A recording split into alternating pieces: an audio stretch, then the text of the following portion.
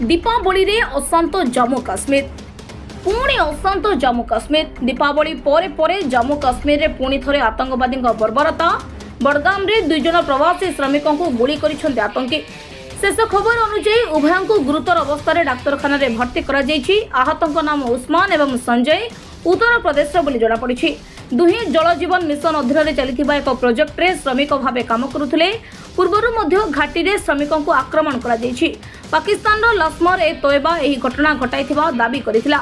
एही आक्रमण रे संपृक्त थिबा 2 आतंकवादी मध्यरु जने दक्षिण काश्मीर अंचल बोली जଣାपड़िथिबा बेले अन्य जने पाकिस्तान रु आसीथिबा कहा जाउछि।